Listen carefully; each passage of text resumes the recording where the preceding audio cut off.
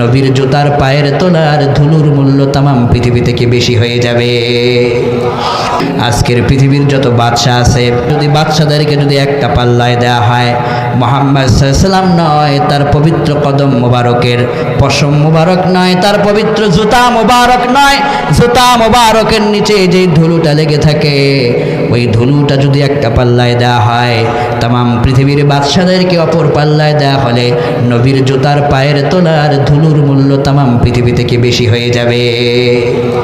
হুযায়ফা ইবনে ইয়ামান বললেন, আতরুকু সুন্নাত রাসূলিল্লাহ সাল্লাল্লাহু আলাইহি ওয়াসাল্লাম লিহাউলাইল হুমাকা।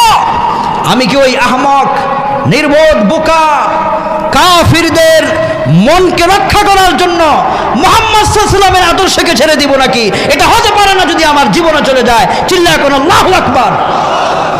হে যুবক, তোমাদেরকে এক একজন হুযায়ফা ইবনে ইয়ামান হতে হবে। মুহাম্মদ সাল্লাল্লাহু আলাইহি ওয়াসাল্লামকে জীবন দিয়ে হলো তোমাকে মেনে চলতে হবে। এই হুযায়ফা ইবনে ইয়ামান তিনি ইরান বিজয় করেছিলেন।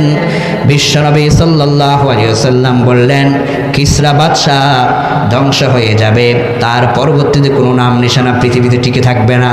বুখারীর বর্ণনায় এসেছে, হুযায়ফা ইবনে ইয়ামান তিনি ইরানকে বিজয় করলেন, গোটা ইরানের ভিতরে আল্লাহর কোরআনের পতাকাকে উড্ডীন করে দিলেন। কোন সুবহানাল্লাহ।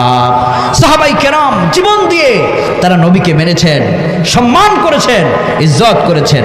এই জন্য যুবক ভাইয়েরা, আজকে এখানে যত উপস্থিতি এসেছেন, আখিরাতের প্রস্তুতির প্রথম নম্বর ধাপ আল্লাহকে বেশি বেশি ভয় করে চলা, দ্বিতীয় ধাপ 5 ওয়াক্ত সালাতের ইহতিমাম করা, তৃতীয় ধাপ হলো জীবনের প্রত্যেকটা ক্ষেত্রে প্রিয় নবীকে মেনে চলা। আল্লাহ তুমি তৌফিক দাও, কোন আমিন।